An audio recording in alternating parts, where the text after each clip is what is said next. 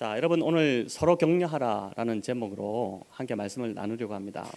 자, 질문을 하나 드리는데요. 여러분은 격려를 잘하는 사람입니까? 아니면은 비난을 잘하는 사람인 것 같습니까? 이제 한 가지를 좀 보면 압니다. 내 주변에 사람이 좀 많은지 아니면 사람이 없는지를 보면 됩니다. 격려를 잘하는 사람들 주변에는 사람들이 모입니다. 또 문자도 자주 오고 또 전화도 오고 상담을 받으러 오기도 하고 그렇게 하기도 하고, 그러나 이제 비난하고 비판하기를 좋아하는 사람들 주변에는 이제 사람들이 잘 떠납니다. 그렇지 않습니까? 우리 그 집에서도 보면은 자녀들이 가까이 올 수도 있겠지만 또 이제 가까이 하기를 좀 꺼려한다 하면은 부모로서 내가 뭔가 좀 계속 꾸짖고 책망만 하는 그런 부모라고 이제 보시면 될 것 같습니다. 여러분 공동체도 마찬가지인데, 격려하는 사람들이 많이 모여 있는 공동체는 사람들이 이렇게 모이기 시작합니다. 그런데 비판하고 비난하는 그런 소리가 계속 많은 공동체는 사람들이 있기 싫죠. 가기만 하면 자꾸 잔소리 듣듯이 그런 소리를 들으니까, 그래서 이제 공동체 점점 안 나오기 시작하고 떠나기 시작하는 것입니다.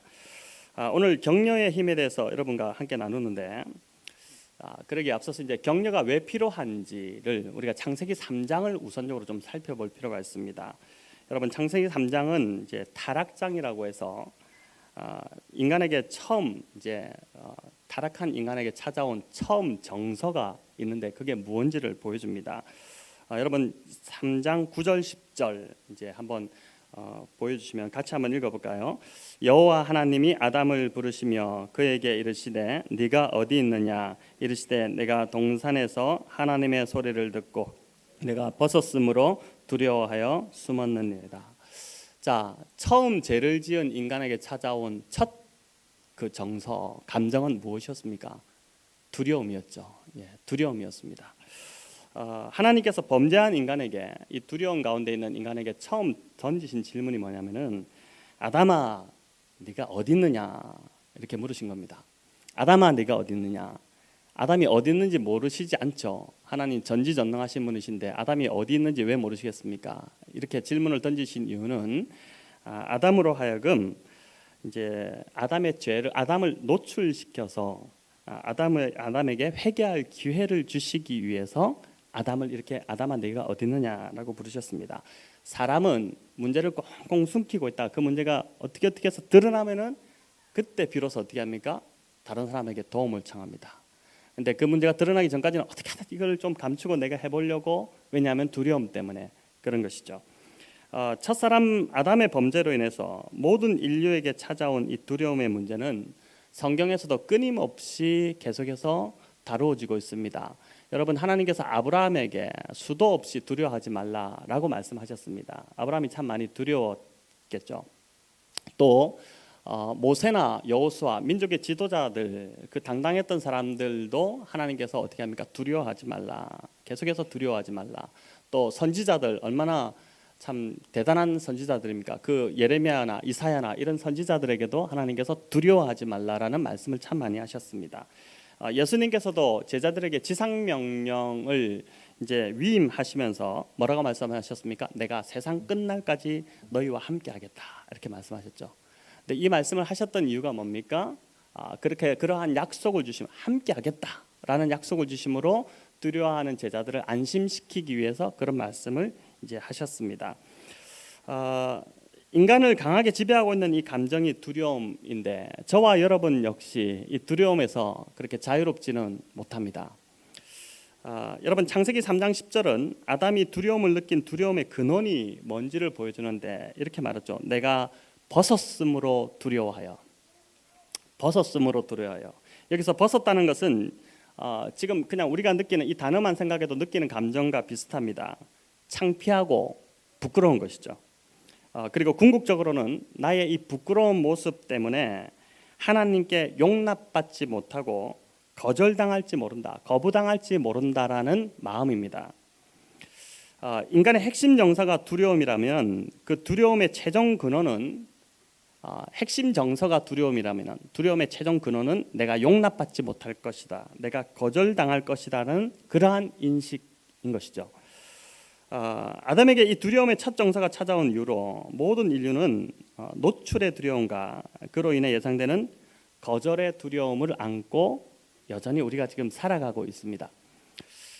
제가 들은 한 여성, 실제로 이제 들었던 일인데 뭐 서울영롱교회 교인도 아니고 여기 분들도 아닙니다. 다른 어떤 한 교회에서 들었던 여성인데 이분의 이 여 집사님의 맨 얼굴을 본 사람이 한 명도 없답니다. 그 교회에서. 이제 어제 우리가 수련회도 갔다 왔지만 정교인 수련회를 가도 아침에 일어나면 그 여성 성도님의 얼굴은 항상 화장한 상태로 있고 어디를 가더라도 이제 그 모습을 항상 유지했답니다.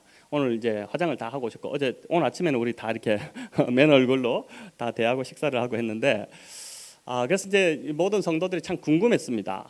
저분의 맨 얼굴이 어떤 얼굴일까? 근데 드디어 그 맨 얼굴을 볼 수 있는 기회가 왔습니다. 왜냐하면 이분이 출산을 했어요. 이제 성도들이 병원에 이제 신방을 갔습니다. 아기를 보러 갔다기보다는 그분의 맨 얼굴을 보러 갔다고 해도 과언이 아닙니다. 그렇게 갔는데 세상에나 병실 문을 딱 열었는데 출산한 직후에도 바로 그 똑같은 화장을 하고 있었다는 전설적인 이야기를 제가 들었습니다. 여러분 이렇게 우리의 진짜 모습이 드러나면 우리는 거부당할 것이라는 그 메시지, 어떻게 보면은 이제 잘못된 메시지죠. 그 메시지가 아담의 후예인 우리 모두에게 다 지금 흘러가고 있다고 보면 되는 것입니다. 또 거절감만큼 인간을 비참하게 만드는 것도 없습니다. 여러분 거절당해 보면 어떻습니까? 교회 왔는데 반갑게 인사하려고 하는데 그냥 싹 스쳐 지나간다. 그러면 굉장히 마음이 힘들죠. 상처받지 않습니까? 거절의 상처는 누구나 쉽지 않습니다. 한 여성분이 그 아버지의 임종의 자리에서 받았던 거절감이 있었습니다. 이분이 둘째 딸이었는데 아버지가 돌아가시면서 그 참 임종의 순간이 슬프지 않습니까? 그런데 그 순간에 아버지가 큰 딸과 아들에게는 이분이 둘째 딸이었는데 한 마디씩 다 하고 아내에게도 한마디 하고 그리고 사랑한다라는 말을 다 남겼는데 유독 이 둘째 딸이 옆에 같이 있었는데도 불구하고 둘째 딸에게는 한마디도 하지 않고 그냥 돌아가셨습니다. 그러다 보니까 이 사건이 굉장히 이분에게 거절감의 상처로 남아버렸습니다. 여러분 그날 이후 이 여성의 목표는 오직 한 가지, 자기 인생에서 가장 중요한 남자에게 거절당하지 않는 것이었습니다. 여러분 이분이 행복하게 살았을까요? 그렇게 집착했던 남편, 이 남자에게만큼 내가 거절당하지 않으리라 해서 그 남편에게 얼마나 잘했겠습니까? 근데 그 남편이 외도하는 일이 벌어지면서 이 여인이 굉장히 좀 힘든 인생을 살았습니다. 자, 여러분 문제는 인간 안에 흐르는 감정이 이러하다 보니 사람들은 노출을 피해 숨습니다. 자기가 노출될 것을 우려해서 숨는 것입니다. 그래서 아담이 제일 먼저 했던 게 뭡니까? 무화과 나무 잎으로 가리고 나무 뒤에 숨었습니다. 숨는 거죠. 숨으면은 좀 편해지니까 숨습니다. 자, 이처럼 어떤 사람은 과묵함을 자신의 모습을 숨기는 무화과 나무 잎으로 사용하기도 합니다. 과묵한 척 하는데 사실은 자기를 드러내지 않으려고 과묵한 척 하는 것입니다. 또 어떤 사람은 경건함으로 포장하기도 합니다. 경건한 척하면서 사람들이 접근하지 못하게 합니다. 또 수줍음을 타는 사람으로 포장하기도 합니다. 진짜 수줍음을 타서 잘 못 나누는 사람도 있겠지만 그것이 아니라 내가 뭘 나눴을 때 이게 틀린 말이 될까 봐 두려워가지고 수줍은 척하는 겁니다. 저 잘 못 나눠요, 수줍어요, 뭐 이렇게 하면서 못 나누는 척하는 겁니다. 왜냐하면 뭘 말했는데 이게 내가 잘못 말했으면 안 될 것 같으니까 그렇게 하기도 합니다. 또 반대로 수다스러움을 방어막으로 삼는 사람도 있습니다. 과하게 말이 많고 반응이 과한 사람들은 관심과 집중을 받고 싶은 것입니다. 사람의 관심을 끌어서 거절을 피하려고 하는 것이죠. 여러분 그런데 사람들이 이 중에 한 가지만의 모습으로 나타나는 것이 아니라 다양한 모습으로 마치 여성들이 액세서리를 이렇게 한 번씩 바꿔 끼는 것처럼 또 남자가 넥타이를 상황에 따라 바꾸는 것처럼 다양한 모습으로 방어막을 만들기 시작합니다. 그러면서 자신을 노출하기를 피하는 것이죠. 자, 이렇게 사는 것이 좋을까? 굉장히 피곤하죠. 그리고 하나님께서 의도하신 모습도 이 모습이 절대 아닙니다. 이제 인간이 타락하면서 이러한 모습이 찾아왔습니다. 그러면 어떻게 해야 할까? 여러분, 요한 사도는 요한일서 4장에서 두려움을 해결할 수 있는 방법을 말씀하는데 이렇게 말씀합니다. 우리가 아는 말씀인데 같이 한번 읽어보겠습니다. 요한일서 4장 18절입니다. 사랑 안에 두려움이 없고 온전한 사랑이 두려움을 내어쫓나니. 사랑 안에 두려움이 없고 온전한 사랑이 두려움을 내어쫓는다고 합니다. 여러분, 두려움을 극복할 수 있는 이게 사랑 한 세 가지로 생각할 수 있는데, 첫 번째는 가장 궁극적이고 가장 우선적이고 중요한 사랑인데 바로 하나님의 사랑입니다. 여러분, 하나님의 사랑으로 죄 많던 정말 형편없던 볼품없던 내가 하나님이 나를 사랑하고 계시다라는 그 확신이 여러분 가운데 찾아온다면, 또 이것이 이제 말씀을 통해서 하나님 나를 사랑하신다고 할 수도 있고, 또 어떤 관계 속에서 하나님이 나를 사랑하심을 보여줄 수도 있고, 다양하게 이제 하나님이 정말 나를 사랑하신다라는 그 확신, 여러분 그 확신이 있을 때, 그래서 그분이 나의 죄를 위해서 십자가에서 온전히 죽으셨다, 목숨을 바꿀 정도로 나를 사랑하셨다는 그 확신이 있을 때, 여러분 우리 안에 있는 두려움의 문제가 해결되기 시작합니다. 이것이 가장 궁극적이고 아주 중요한, 가장 중요한 우선적인 이제 사랑인 것이죠. 여러분, 두 번째는 부부와 가족의 사랑으로 채워지는 것입니다. 우리가 무장해제가 될 때가 있죠. 가족과 함께 있을 때입니다. 그죠? 가족과 함께 있을 때는 자유롭습니다. 아담과 하와가 벌거벗었으나 부끄러워하지 아니하였다. 이것은 이제 100% 부부가 용납해주는 상태였다는 말입니다. 여러분, 부부가 100% 용납해주기가 쉽지 않습니다. 그죠? 그러나 100% 용납해주는 관계로 가야지만이 어떻습니까? 하나됨으로 갈 수 있는 것이죠. 그래서 가족의 사랑으로, 가족이 서로 격려하고 위로하고 세워줌으로 어떻게 됩니까? 두려움에서부터 우리가 해방될 수 있습니다. 세 번째가 중요한데, 오늘 제가 이제 주제 말씀으로 여러분에게 좀 함께 생각하고자 하는 것입니다. 여러분, 바로 공동체의 사랑으로 채워지는 것입니다. 공동체의 사랑. 오늘 읽은 본문은 이 공동체의 사랑이 어떻게 표현되냐면은 격려를 통해서 표현된다라고 이야기합니다. 히브리서 10장 24, 25절 우리 다시 한번 읽어봅시다. 히브리서 10장 24, 25절 오늘 읽었던 본문인데, 시작. 서로 돌아보아 사랑과 선행을 격려하며 모이기를 패하는 어떤 사람들의 습관과 같이 하지 말고 오직 권하여 그날이 가까운 볼수록 더욱 그리하자. 여러분, 짧은 두 구절인데 이 구절 안에 참 많은 것들이 들어 있습니다. 공동체의 사랑이 격려의 말을 통해서 표현된다는 것입니다. 히브리서는 1세기 당시에, 1세기 때 기독교 박해가 얼마나 심각했습니까? 그 당시에 이제 흩어져 있던 유대인, 디아스포라 유대인 그리스도인들을 대상으로 기록된 말씀입니다. 곳곳에 흩어져서 교회가 세워졌는데 그들을 향해서 이 히브리서가 기록되었습니다. 저자가 아주 깊은 목회적 관심을 가지고 이 히브리서를 썼는데, 여러분 그 말은 교회들이 굉장히 문제가 심각했다는 말입니다.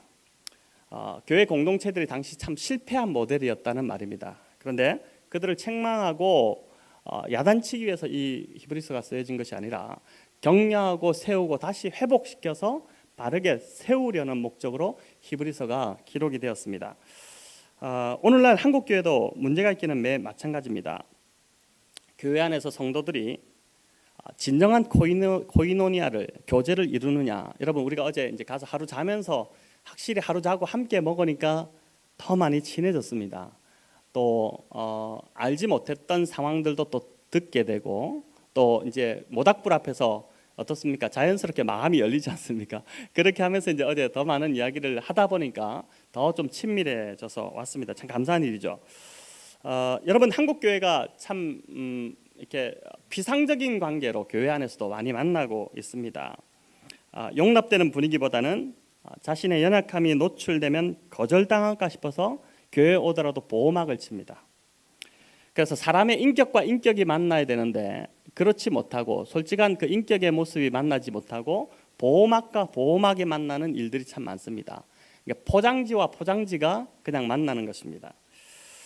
본문에 이제 모이기를 패하는 어떤 사람들의 습관과 같이 하지 말라. 이제 1세기 때도 아마 이런 일들이 있어서 권면했던 것 같은데, 오늘날도 모이기를 패하는, 교회에 공동체에 나오지 않는 이유들 중에 큰 이유가 뭐냐면은 자신의 연약함이 드러났을 때 어떻게 됩니까?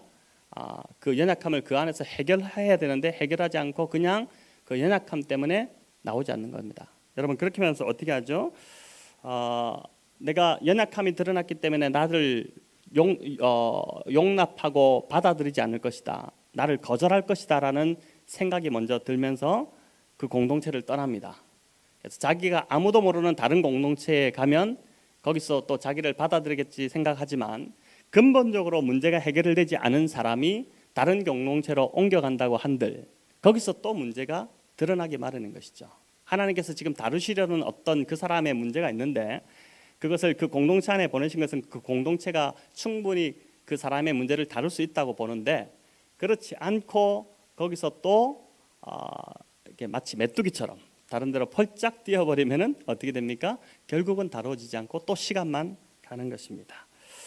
여러분 공동체 안에서 사랑을 경험하는 것이 참 중요한데 교회 공동체가 그러면 어떻게 하면은 이 피상적인 만남의 방어망을 뚫고 좀 들어갈 수 있을까? 여러분 들어가야 되잖아요.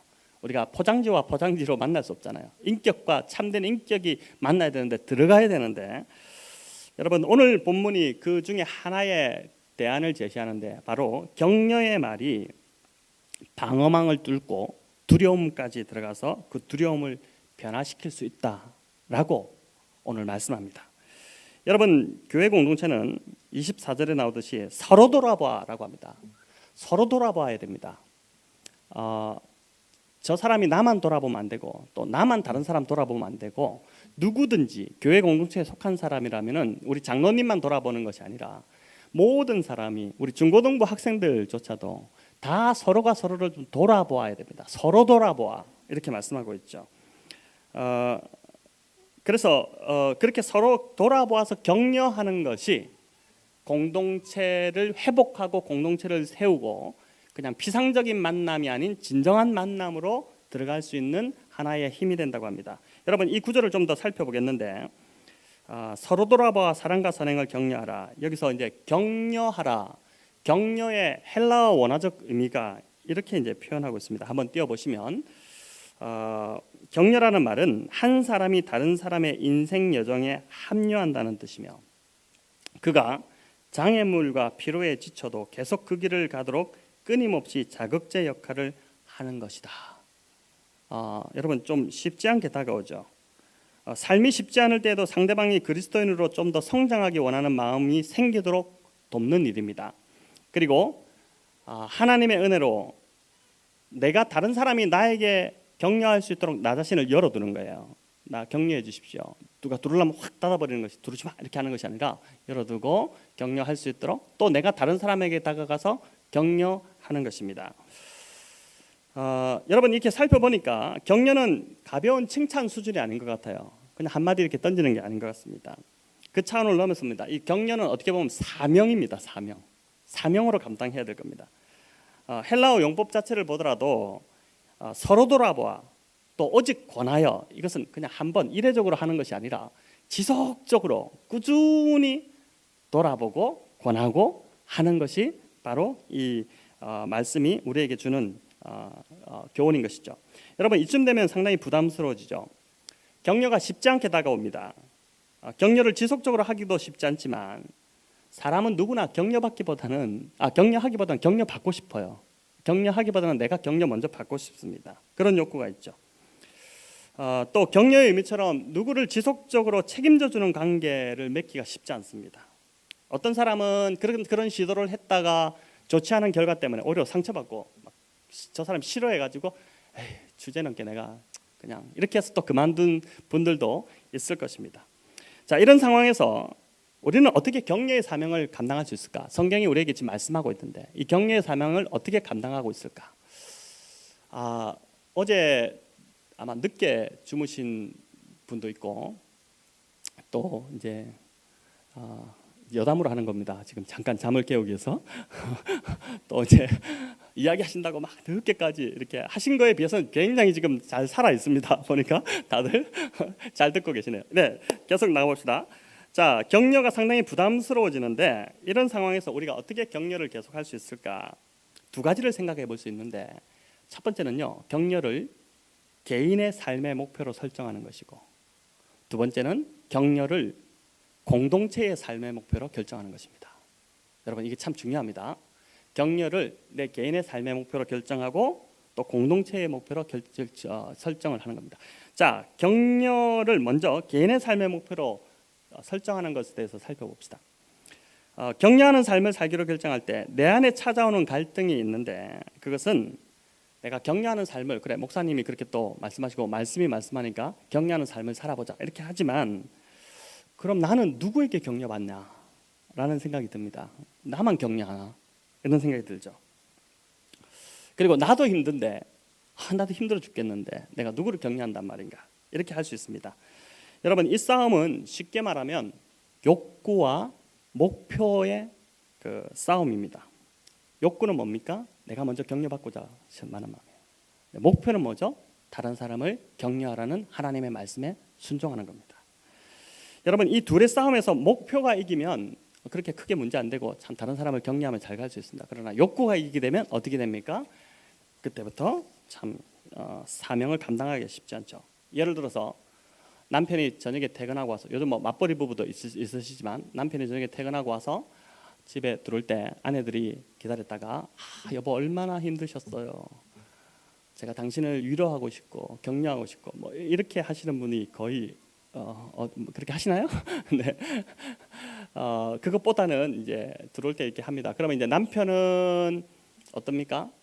아내가 뭔가 말하려고 있다는 것을 알고 하루 종일 시달리다 왔기 때문에 내가 지금 너무 피곤해 이렇게 이야기를 꺼내 좀 쉬고 싶어 하면은 이제 그때부터 그럼 당신하고 언제 이야기하냐, 뭐 쉬고 싶으면 좀 쉬세요, 얼마나 힘드세요, 이렇게 말하기보다는 이제 그러면서 말싸움이 보통 납니다. 자, 이게 이제 욕구와 목표의 충돌인 것이죠. 개인의 삶에서 격려라는 목표를 설정하지 않으면 우리는 항상 욕구에 끌려다니는 삶을 살 수밖에 없습니다.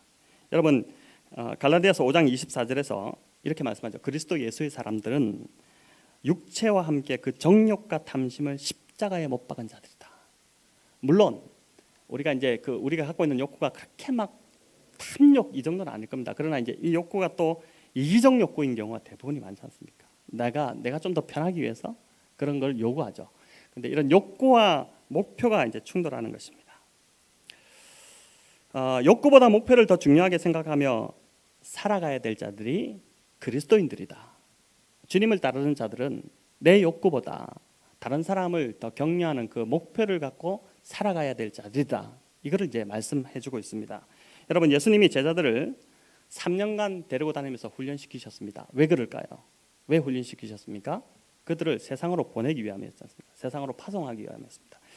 그런데 누가복음 10장에 보면은 제자들을 세상으로 파송하기 직전에 여행 연습으로 70명을 세워가지고 둘씩 짝을 보내서 동네를 이렇게 보냈습니다. 여러분, 그렇게 보냈는데 그렇게 보내서 제일 먼저 한 게 뭐냐면은 누가복음 10장 5절에 이렇게 나오죠. 어떻게 어느 집에 들어가든지 먼저 말하되 이 집에 평안할지어다 하라. 이 말을 제일 먼저 하라고 했습니다. 제자들이 세상으로 가서 제일 먼저 해야 될 사명이 뭐냐면은 평안을 비는 겁니다. 그 집을 축복하는 거예요. 즉 격려하는 겁니다. 우리가 만나는 사람들에게 우리가 가장 먼저 해야 될 일이 뭐냐면은 그들을 축복하고 그들을 격려하고 그들을 편하게 해주고 그들에게 친절히 대하고 하는 그 사명이, 우리가 그리스도인은, 우리가 제자라면, 우리가 주님을 따라가는 제자라고 우리가 자칭하는데, 주님이 제자들을 보내시면서 가장 먼저 하신 일이 뭐냐면은 너희가 가면은 세상으로 가면은 거기서 평안을 빌라, 그들을 축복하라고 한 것이죠. 이게 우리가 이제 격려해야 될 사명자로 우리가 부름받았다는 겁니다. 우리가 주님을 따르는 제자라면 우리는 격려자라는 것입니다.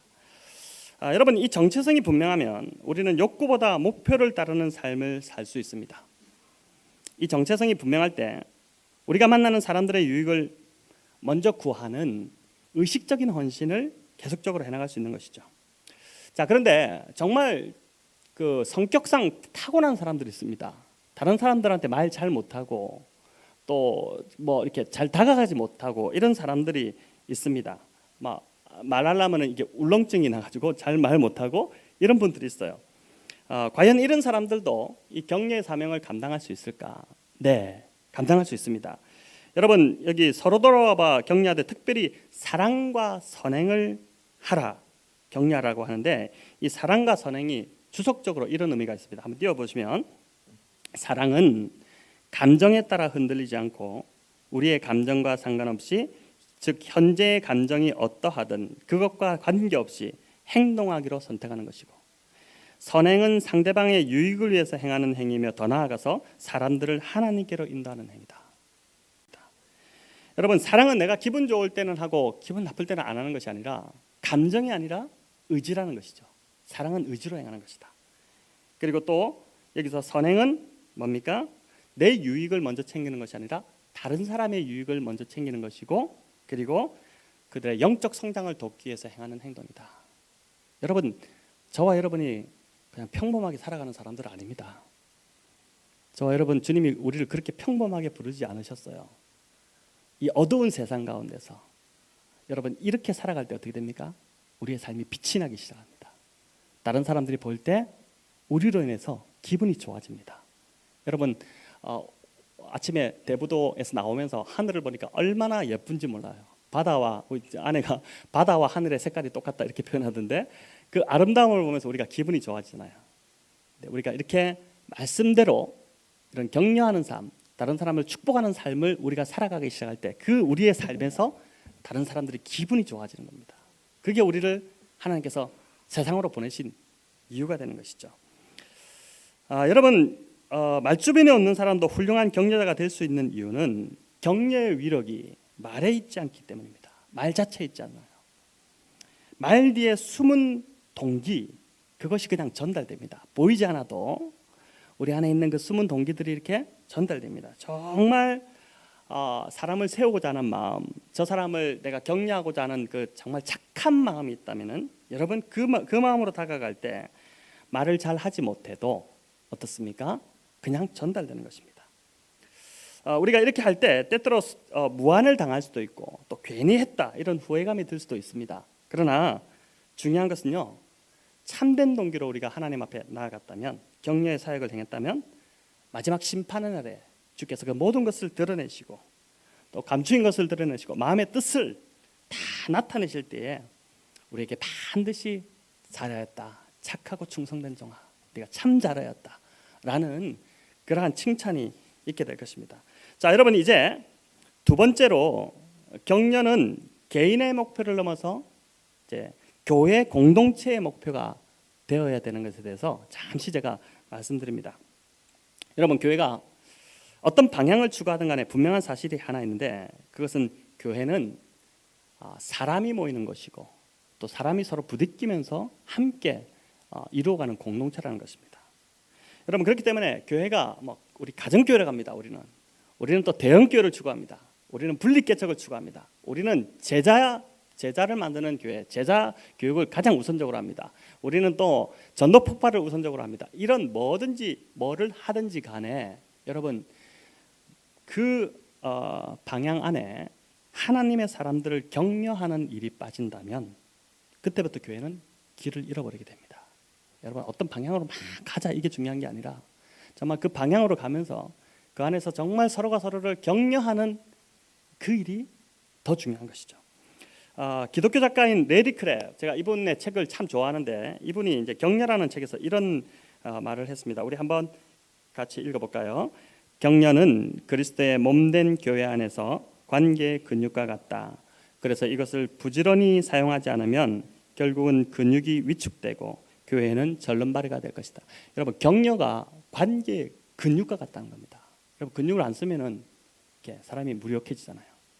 그래서 교회가 이거는 격려해도 되고 안 해도 되는 게 아니라, 격려하지 않으면 정말 점점 교회는 근육이 약해져서 절름발이가 될 수 있다는 겁니다. 싸나워지죠. 싸나워진다는 표현하죠. 격려하기를 힘쓰라는 것입니다.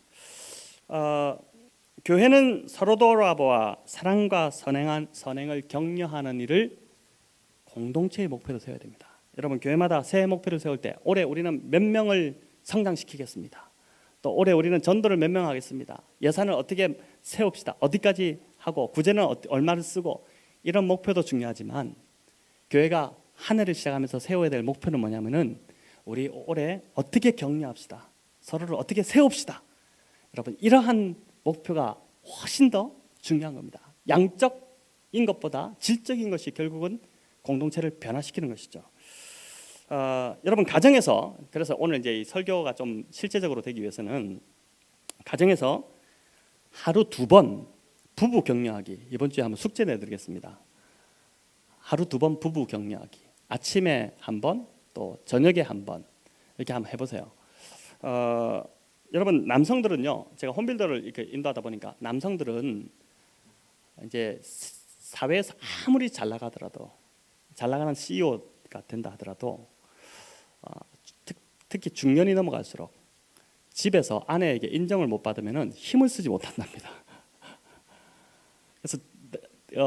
그래서 아내의 칭찬이 굉장히 중요합니다. 아내가 정말 격려해주고 칭찬해주는 것이 남편이 힘을 얻는 원동력이 됩니다. 예, 남편이 아내를 별로 안 쳐다보고 있는 것 같지만 사실은 아내가 전부입니다. 정말 저희 아내가 지금 이 자리에 없네요, 하필. 네, 격려하는 것이 참 중요합니다. 여러분 또 격려받는 부모 밑에서 자란 자녀는 반드시 세상을 격려하는 자녀로 자란답니다. 부모가 격려를 많이 해주면 또 그 격려를 받고 자란 자녀는 세상을 격려하는 자녀로 살아갈 수밖에 없는 것이죠. 교회 공동체 안에서 여러분 일주일에 한 사람 격려하기, 이거 한번 목표 세워보시기 바랍니다. 생각하면서 하나님께서 기도하는데 이번 주에 어떤 한 사람을 좀 격려하라는 마음을 주시면 그 사람을 이제 어떻게 격려할지를 한번 기도해 보십시오. 상대를 세우려는 거룩한 이 내적 동기를 가지고 있다면은 성령님께서 반드시 지혜를 주십니다. 손편지를 쓸 수도 있어요. 어저께 우리 그 게임 하다가 받은 것 중에 손편지가 제일 감동적이었다, 이런 이야기를 하던데, 또 이제 딱 맞는 말씀을 줄 수도 있습니다. 제가 참 이런 경험을 많이 하는데, 어떤 사람으로 기도하는데 하나님께서 말씀을 주세요. 그 사람을 기도하는데 어떤 말씀이 떠오릅니다. 그럼 그 사람에게 주라는 말씀인 줄 알고 문자를 이렇게 보내는데, 그 말씀을 받은 그 한 말씀 문자가 그날 그 사람이 굉장히 고민하고 있던 문제를 해결해버리는, 해결할 뿐만 아니라 회복시켜서 새 힘을 얻게 하는 성령이 주신 것이죠. 또 식사 초대를 할 수도 있습니다. 이제 좀 함께 식사합시다, 밥 먹읍시다 하면서 이제 이야기를 들어드리면서 격려하는 거. 제가 알고 있는 제 페이스북에 연결된 한 분이 그런 일을 하더라고요. 이분이 이제 주로 미국에 이제 사시는데, 이제 그 사람들에게 식사를 많이 이렇게 대접했답니다. 특히나 선교사나 이런 분들이 오면 식사를 반드시 대접하고 좋은 식사를 대접하고 했는데, 그러다가 보니까 이제 그 본인이 항상 사주다가 보니까 나도 누구한테 식사 한번 얻어먹고 싶다, 이런 마음이 들었어요. 그래가지고 페이스북에다가 이제 뭐라 올리냐면은 그 상황을 적고 저에게 식사를 사줄 사람을 모집합니다, 연락 주세요 이랬더니 그때부터 막 계속 연락이 오기 시작해서 이분은 요즘 계속 얻어먹고 있습니다. 그러면서도 하는 말이 뭐냐면은 그 말을 적었더라고요. 내가 많이 얻어먹는 것 같이 보이죠, 이렇게 막 올리니까. 그러나 제가 얻어먹는 것보다 한 3배는 더 사줍니다.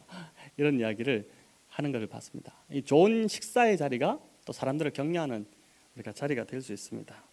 여러분, 교회가 개척 초기다 보니까 서로 잘 이제 몰라서 격려하고자 하는 착한 마음은 있는데요, 이제 애들 표현대로 괜히 나댄다는 소리 들을까 싶어가지고 눈치 보고 있는 약간 그런 상황인 것처럼 저는 이렇게 느껴집니다. 한 번씩 이렇게 보입니다.